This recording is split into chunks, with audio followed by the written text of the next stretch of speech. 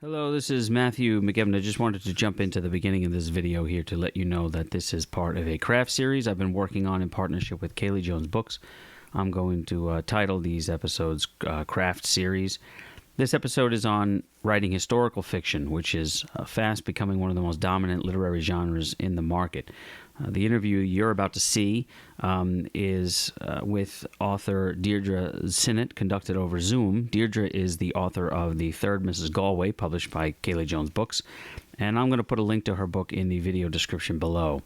Deirdre is going to share her expertise on writing historical fiction, her techniques, her process, some of the pitfalls you would want to avoid while writing historical fiction, as well as some of the things you want to take into consideration while you're researching and writing. Deirdre is an author and an activist and a historical consultant for the Fort Stanwix Underground Railroad History Project, which really speaks to the passion that underpins the story of the third Mrs. Galway.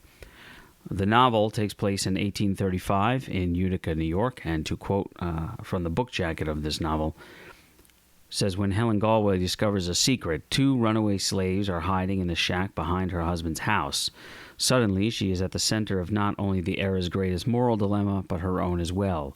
Should she be a, quote, good wife and report the fugitives to her husband, or will she defy convention and come to their aid? Within her home, Helen is haunted by the previous Mrs. Galway, recently deceased but still an oppressive presence. Her husband, injured by a drunken tumble off his horse, is assisted by a doctor of questionable ambitions who keeps a close eye on Helen. In charge of all things domestic is Maggie, formerly enslaved by the Galway family and freed when emancipation came to New York 8 years earlier. At the same time, Utica is at the center of emancipation efforts as abolitionists arrive for the founding meeting of the New York State Anti-Slavery Society. Those who plead for an immediate end to enslavement are attacked by newspapers, accusing them of being insurrectionists and traitors to the Constitution. Everyone faces dangerous choices as they navigate this intensely heated personal and political landscape. And that's from the jacket copy of The Third Mrs. Galway. So Deirdre really has earned the expertise to talk about writing historical fiction for you. If you're interested in this and you are working on a piece of historical fiction at the moment, it might be worth listening to take into consideration some of the things that we talk about. Stick around at the end of the video also. I do my James Lipton style rapid fire questions, and you get some bonus content about Deirdre.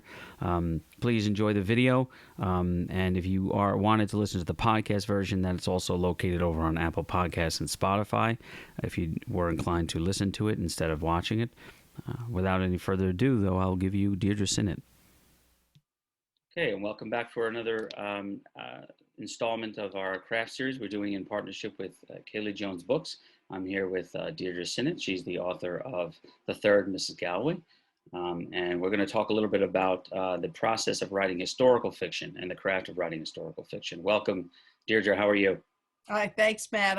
I'm doing really well. I'm glad to be here and glad to participate in what I think will probably be a really good discussion all around from all the authors, because I'm sure nobody gives the same answers to your questions. Yeah, no, I'm sure there's probably different approaches. So I'm glad to speak to you about this subject, because I know you're quite the researcher, and I think we were one of the first people we thought of with this process. But with anybody who writes historical fiction, yeah, I think there's probably different approaches. I'm looking forward to hearing what your response is as well. And I just want to kick off with that. What is the general approach to writing historical fiction?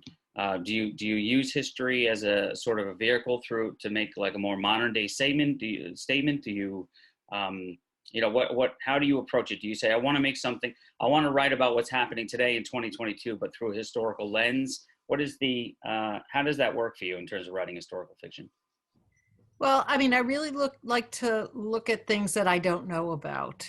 And when it comes to The Third Mrs. Galway, it was something that I had been researching for nonfiction talks for many years before I started writing the novel. But mostly I wanted to talk about this part of history that I never learned about when I was coming up in Utica, New York schools, and that I think is an important part of the history of that area, and that it's just really not talked about or known. within the county or the region. And some things are known, but somehow Utica got left out. So there was a certain spirit of competitiveness that got me started with this particular book. But also, as I move on to the next book, I like to look at things that I didn't understand and suddenly hear about. And then I like to ask myself, well, what are the women doing? And because history has tended to be male centric, I like to think about the fact that, they weren't doing it alone. They had a whole other system running, and that was based on women's labor, women's minds, and women's actions. So I'm hearing that for you, maybe historical fiction is a way of sort of like revisiting stories that have been sort of not told or brushed over, as a way of sort of re-earthing some of the things that we don't think about or realize about our history.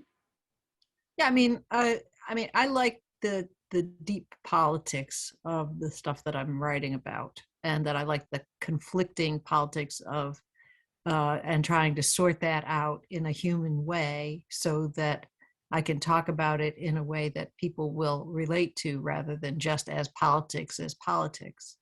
How does it affect people's lives from the top to the bottom?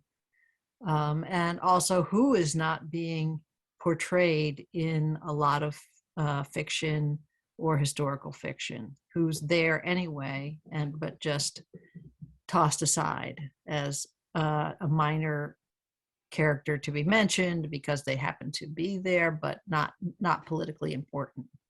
Yeah. But what are some hallmarks of credible resources? I think that's one of the things I think anyone sitting down to write historical fiction maybe struggles with, is where to go to find credible resources when you're trying to find primary source material. For example, I think one of the challenges of anyone who's writing historical fiction is, how do I insert myself into the sort of the mentality of the people of a specific time period without being overly cliche? How do I figure out what the zeitgeist is, and does it help to look at maybe court cases or laws? What are some good resources that you find, generically speaking? And you could also speak specifically to your novel, but just even generically speaking, what are some broad resources that you think are credible and good for people to look at, that as a way of advice to people writing historical fiction?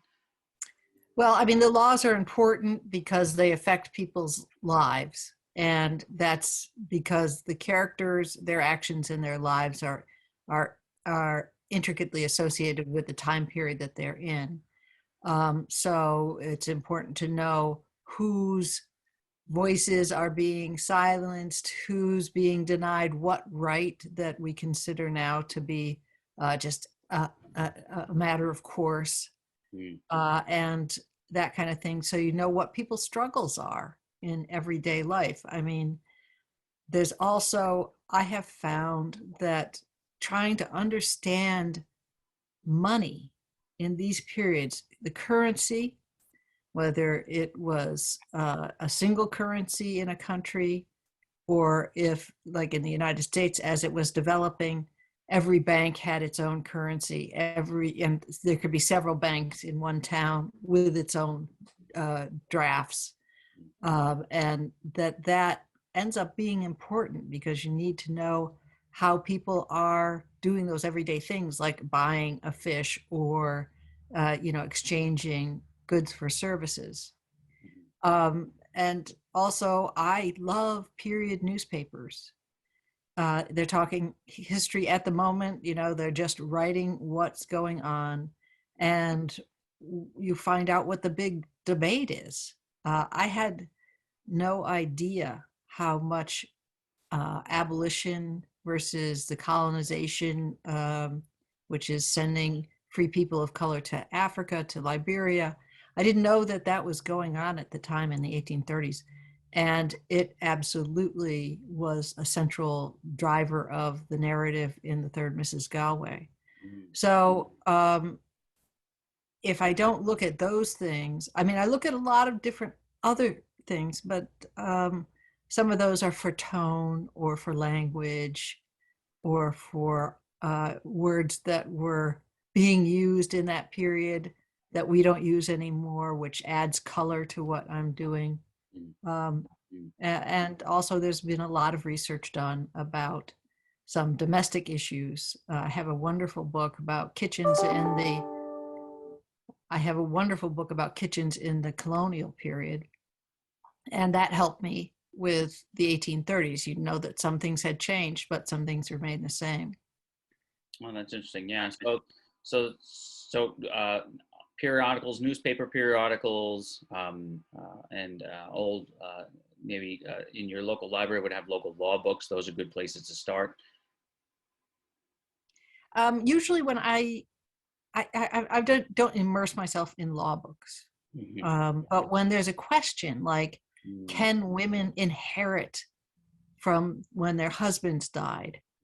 Can they own property in their own name? If they have an inheritance from their father, who controls that? What was the condition of enslaved people between 1799 and 1827 in New York State, from the passing of the Gradual Emancipation Act to the day, July 4th, 1827, when everyone was supposed to be free?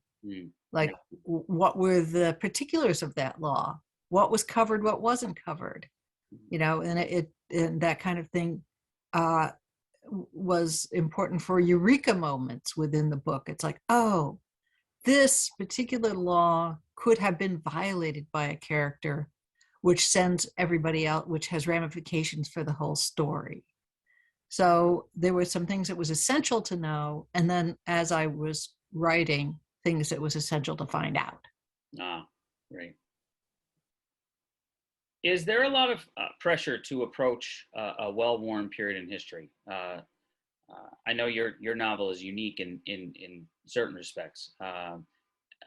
When you're talking about the role of women, but on the broader theme of slavery, the Civil War, the Holocaust, even, there's no shortage of books that cover that time period. And I guess my question is there a lot of pressure? Do you feel pressure to write one of those books from an entirely new perspective? Right? How do you fight off the sense that maybe you're not being original enough, which is sometimes a voice that can get into your head for the worse, not for the better, right? When you're writing something, like, am I being fresh enough? Like, we always think about, are we being fresh with our metaphors and our similes, and our writings, are new? What are we doing to make it new? But my question is, when you're talking about a time period, do you worry that, about that in that sense, or do you just set out to tell the story you're going to tell, let the chips fall where they may? I mean, it's hard after the Bible and Shakespeare to do anything original, right? I mean, it all got done. So you're just reiterating all the essence that those writers put into those two seminal texts. Sure. There's almost nothing new under the sun after them. But of course, we are also in a period where we've come out of a time when most of the writers who were respected, who were published again and again and again, were white men.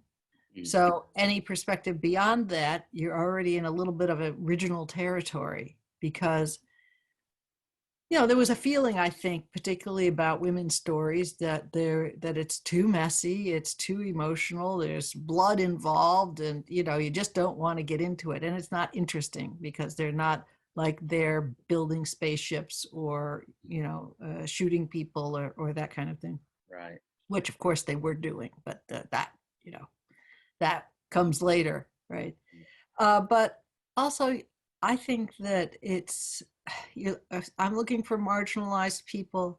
I'm looking for people who were there but not looked at, and what their challenges are, and who is on the losing side of society, and to try to give that sector time in whatever I'm working on, because I think that those stories they're there, especially if you're a researcher, even if you're doing fiction or nonfiction. These people are there waiting for their essence to be uncovered in some way. And it's very hard for women. I just did a whole talk on women from Utica and Rome, New York, who were in anti-slavery societies in the 1830s, 40s, 50s. And just finding out some of these women's first names, they were all Mrs. So-and-so.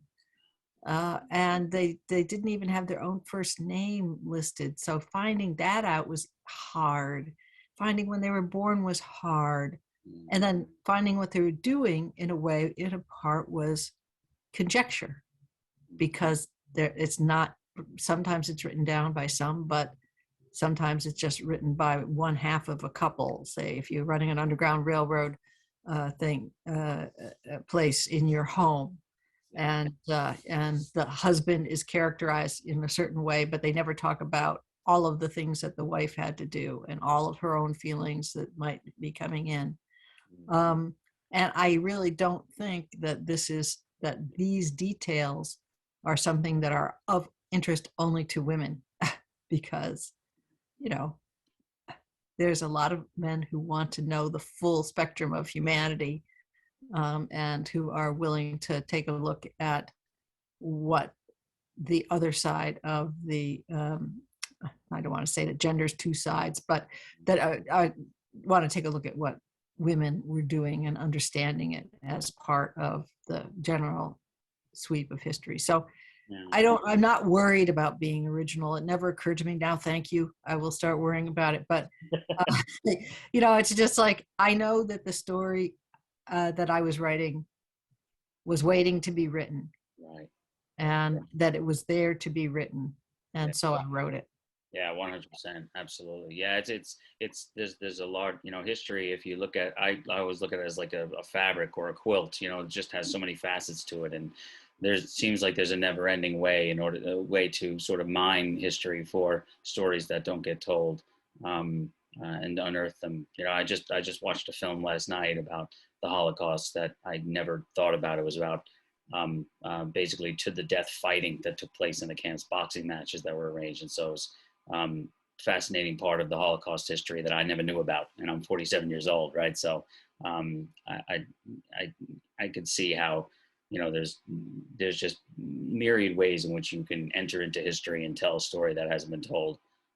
Well, in your first book, for instance, there was a murder that was well known. It was reported out in the New York area. I mean, when you described your book to me, I said, "Oh, I remember that." Right.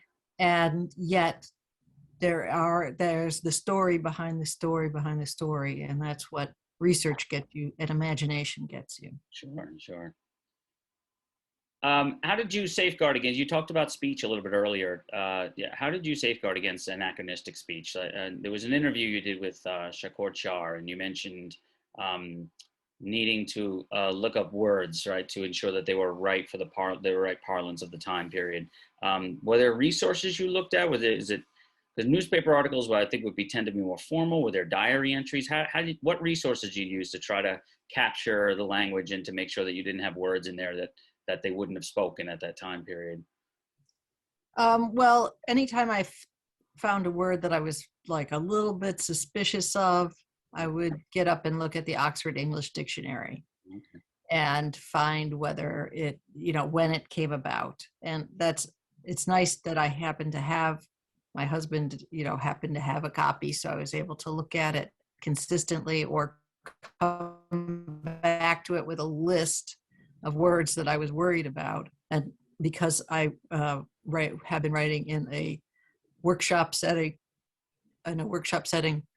I had other people saying, not so sure about this word. And some of them, people were using, but they still sounded too modern. So I might take another word.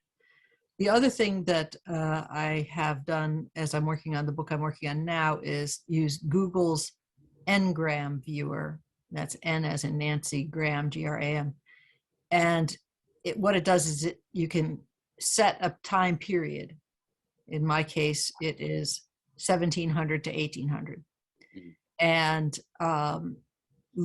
look up words or phrases and see if they appear in books. So Google searches all these books, and the hair of the dog that bit you doesn't appear very often, but hair of the dog will appear. So, it's just that you can find words and phrases and see how often they occur. And sometimes you get nothing back because the word hadn't been invented yet.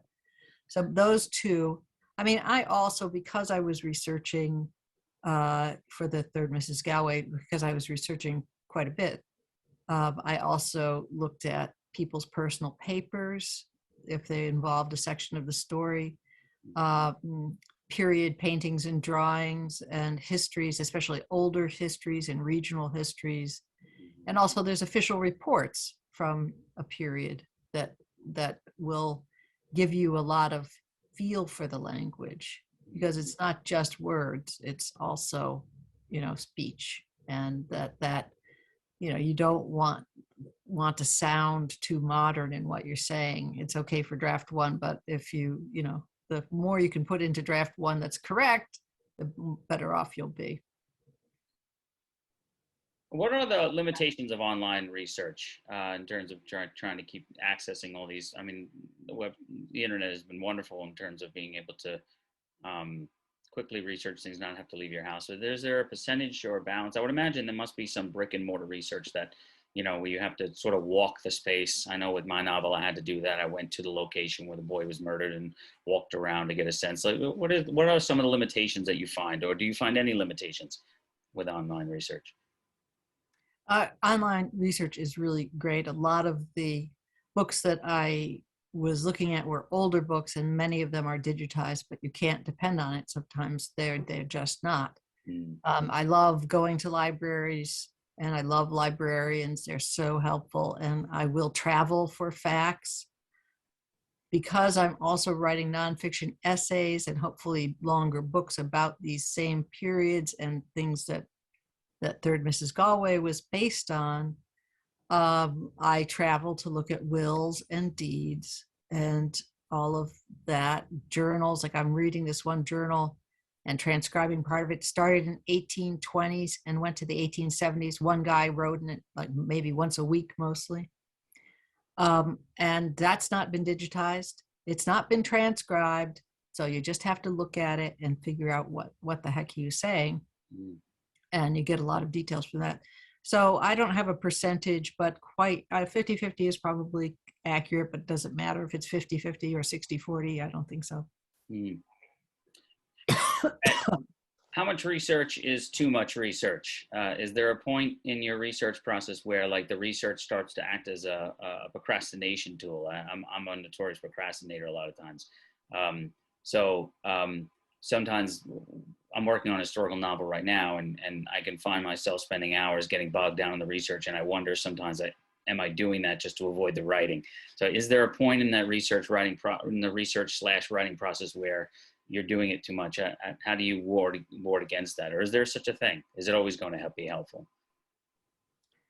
Sometimes one fact can take a whole day to track down, and that's just the truth of it. And each one of these facts is a stepping stone toward the story and how the characters react. So you just got to get it right. And so, yeah, you have to research.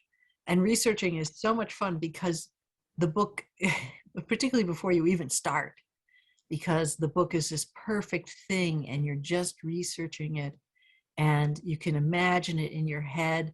And it's nothing like the sloppy getting there and trying to write it out and write it in a compelling way. So it's very tantalizing to do research. And certainly I'm sure that I have spent time researching when maybe I could be writing. But I also have a lot of writing goals, a daily goal because I can't work every day on it. But the days that I'm working, I'm trying to get out 4 or 5 pages. And sometimes I plow through and maybe check later, but not too much later on some facts. And nothing's wasted. So I researched, what a boarding house was like in Utica, and then I don't put a scene in, or I write a scene and then it's taken out because it doesn't serve that arrow taking you from point A, point B to the end. Well, maybe I'm going to use that some other time. it's not wasted time to me. And because I do really like doing it. Um, the there's a lot of aha moments in research, and a lot of, oh, nuts, this is not what I imagined.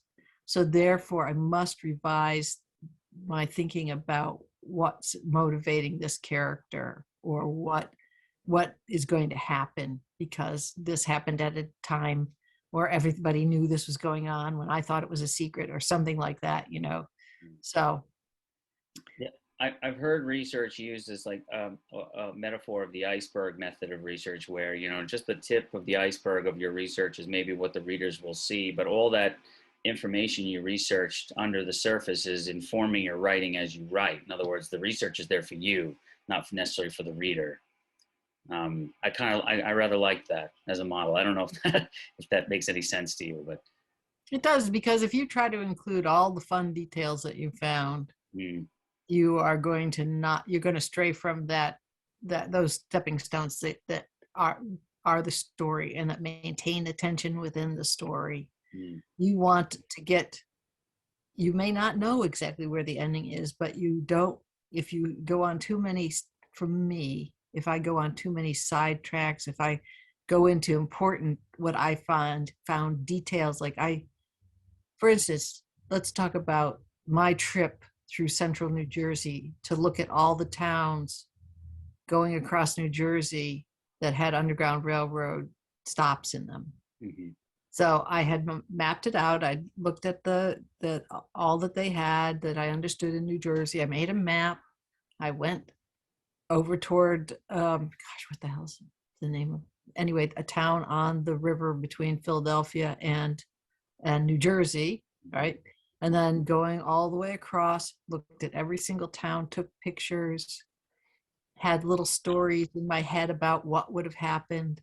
And instead of all of that, there's one reference to one town and somebody running to the next town. So, there was a lot there that it was fun to find out and hang out outside and look at things. But, it didn't make it into the story because it would have been too much. Gotcha. Yeah. When you're reading, in terms of reading historical novels, what makes a historical novel compelling and original for you? Is it the period in history? Is it the point of view, or how the author recreates the world? What is it that draws you into an historical novel when you're reading one? Well, first off, you have to trust that the person who wrote it has researched well enough so that world is created and sort of becomes, you get it in your bloodstream, and that you don't have to worry about whether they have this fact or that fact, that you can trust them. They've done the research. Now it's just about what all contemporary novels are about, which is story and character. So I think that's part of it. I think that I want to be immersed in a different culture, different time. But then most important is the reason why historical novels and science fiction novels and stuff like that work are because they put you into a time and place, and then that time and place becomes the norm of that story. And then it's the compelling characters, it's the tension, it's the challenges that the characters have to overcome, just like any contemporary novel. We're gonna start to run out of time here, so I'm gonna ask you some rapid fire questions, if you don't mind. Okay, I'll try. So and I won't even provide any commentary. I'm gonna ask the question, and then you can just give me the answer. I'll move on to the next question. What's the best piece of writing advice you ever got? Well, to keep writing. What's the worst piece of writing advice you ever got? That I needed to know how to spell and about commas and periods. What genre do you have no interest in writing?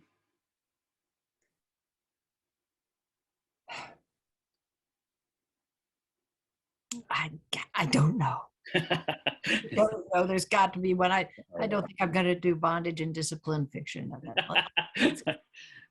Biggest killer of your writing time? It's probably checking my email. What is one item on your bucket list? I want to get to Egypt. Ah, very good. And what is the one thing about the publishing world we're not talking about, but we should be?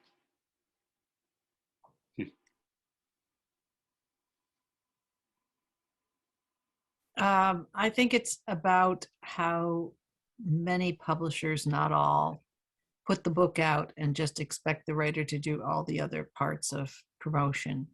I think it doesn't seem like a great model to me in that way. Yeah, there seems like there needs to be more of a partnership between promotion, right, between publisher and writer. Right. That's not including Kaylie Jones Books or Akashic Books, but I'm talking about the big people who just have the resources and whatever. The people are still on their own. Yeah. Great. Well, thank you so much for taking the time. I appreciate it, Deirdre Sinnott, and we look forward to speaking to you again. I'd love to actually talk to you again about any other subject. It's always fun. Yeah, let's talk about my new novel set in 1777, The Loyalist's Wife. Oh, wonderful. As soon as you're ready to talk about it. Let me write it, then I'll be ready to talk about it. Yeah, that's what I figured. That's your work in progress. Excellent. I'm looking forward to that. Thank you so much. Thank you, man. All right, take care.